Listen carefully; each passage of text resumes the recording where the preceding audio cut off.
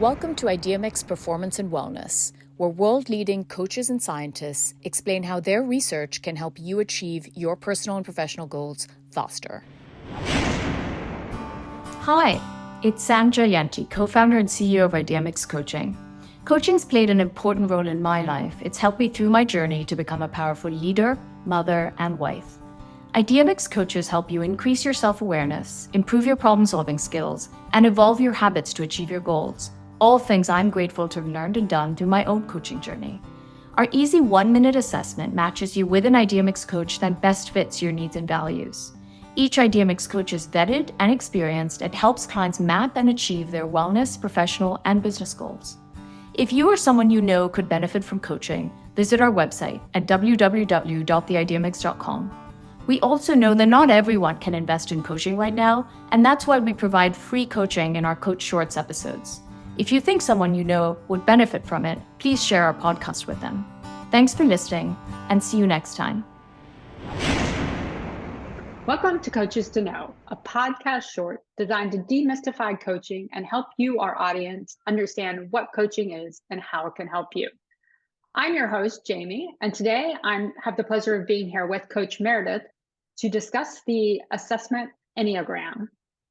Coach Meredith has been coaching for 14 years, and she is certified in the Enneagram assessment. Before coaching, she worked for 15 years in management consulting at Bain. She has authored 2 books focused on career development and living and leading with intention. She holds an MBA from Stanford and a degree in religious studies from Yale. And her clients are executives at investment firms and those at larger corporations. So thank you, Coach Meredith, for being here with us today. Thanks, Jamie.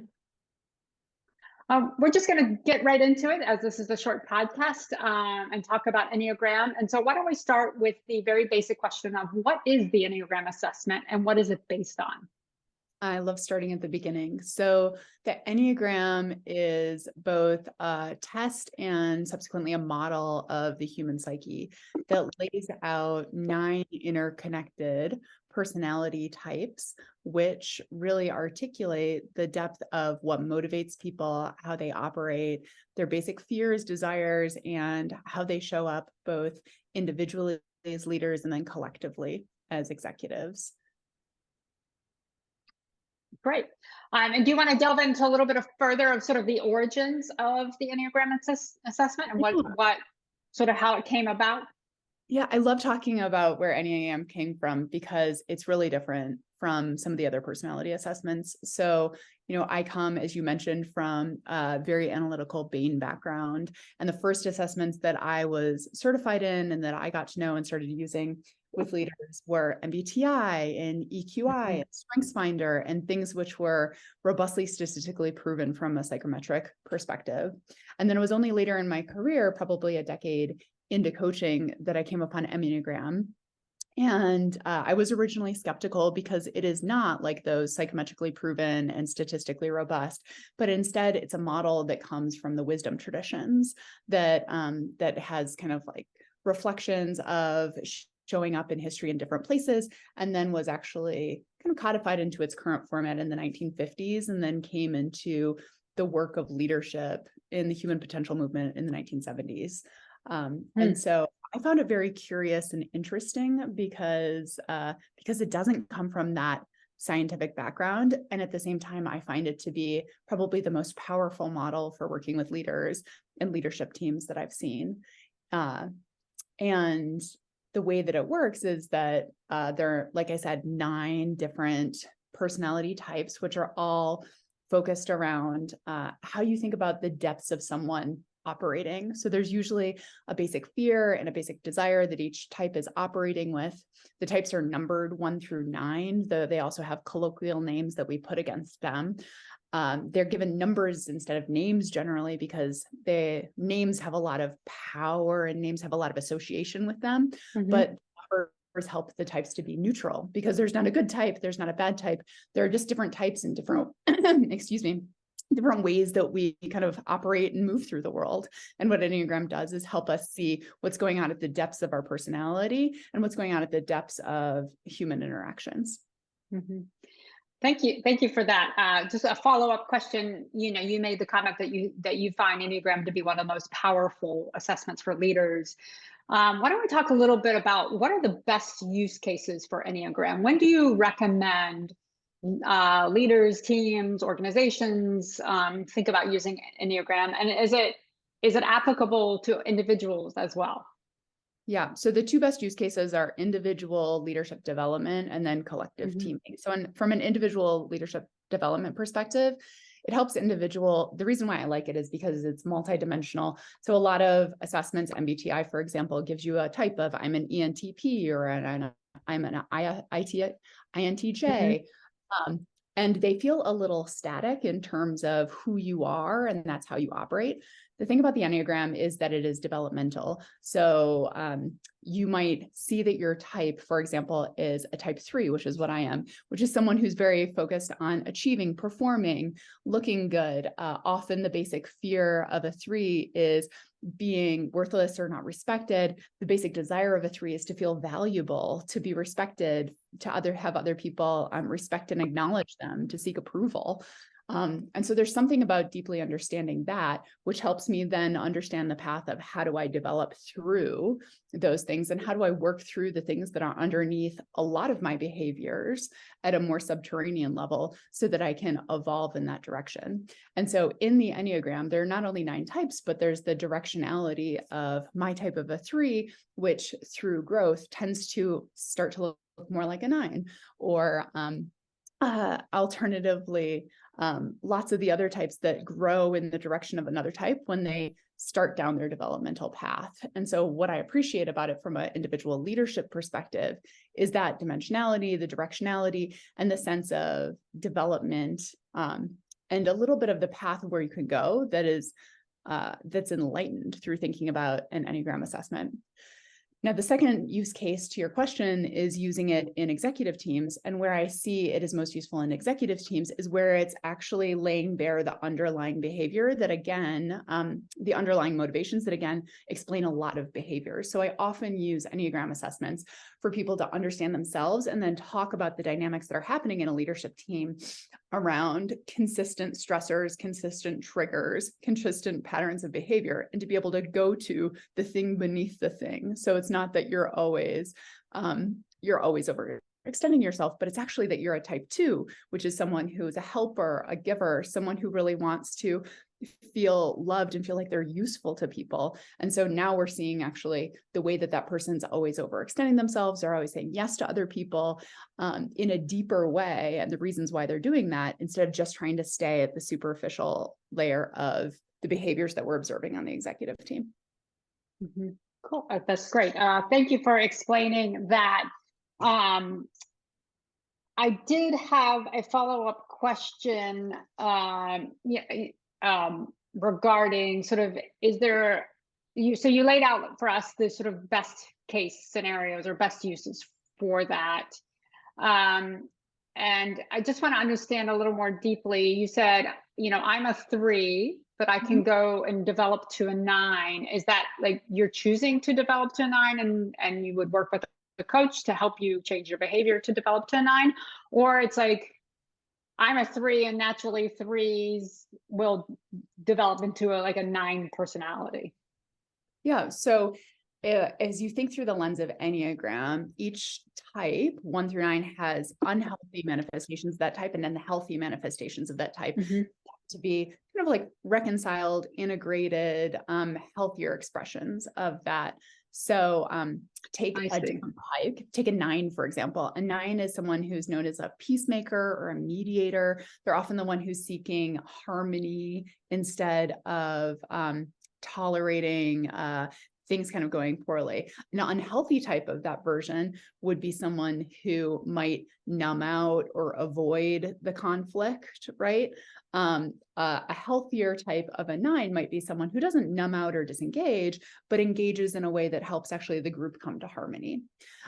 So first of all, you think of the unhealthy to healthy manifestations of that type, which coaching, obviously other developmental work can help support that evolution. But as you think about then even evolving beyond that, right? A 9, for example, will start to take on some of the characteristics some of the characteristics of a 3. So instead of being kind of exclusively harmony seeking, they'll also try and take the group to excellence as they start to take on some of the beneficial aspects of the type that they grow into. So there is a whole developmental path kind of within the type and then beyond the type, which mirrors the path in a lot of cases of human evolution, becoming more integrated, becoming more whole, becoming a healthier version of what you are, starting to mitigate some of the downsides of your strengths, and really integrating who you are. I love that idea, because it really, I think, hones in on this. I feel like we humans tend to think of personality as a fixed thing. But something like this that integrates the different personality and talks about growth around a personality, whether it's unhealthy or healthy, is this idea that you actually have the capability to weigh into any probably area of personality that you would want to grow into. It's just matching that personality traits to, I don't know if we want to refer to them as traits, to that moment, right? But I like the flexibility of, rather than thinking of personality as the stagnant thing, it's a dynamic thing. Yeah, I really would fight against kind of the binary definitions of personality. Yeah. Right? That it's a paradox which seems to be resolved. You both at the same time are who you are and have a certain set of fears, beliefs, mindset, orientation, and underlying psyche, which you have had and which you will continue to have. And at the same time, you can also evolve and develop beyond that and in a different way, right? So it is both static and developmental. It is both that you are who you always are and you will be that, and you can be a different integrated version of a human, a leader, of an executive. And so it seems like there's this binary choice between, is it static, or do you get to completely choose what you are? And the answer is, well, like, that's kind of a false binary, and you both are who you always have been, and there's a path to being different through that. And that is one of the things that I really love about Enneagram, because in all of this conversation, it just introduces depth. It introduces depth and development and opportunity for being ourselves and being different. Yeah, that's great. Are there any shortcomings to using the Enneagram? Like, are there situations where you wouldn't use it? Yeah, so they're not necessarily situations in which I wouldn't use it, but I think the thing that I said early on is the major reason why I see Enneagram not landing within a system is that if a system is highly analytical and not open-minded to taking the test and seeing the value and kind of like proving that for themselves, right? Enneagram is not something that I can give you the linear logical argument as to why this is the best assessment for you. And I have all the data to prove why this is the end all be all for assessments, which is why I always orient people to an experimental, iterative test and learn approach of take the Enneagram, see what your type is, have a typing conversation with a coach, figure out whether that resonates with you, notice what it feels like to look at the world through that lens, and then figure out whether that's useful to you and actually driving insight.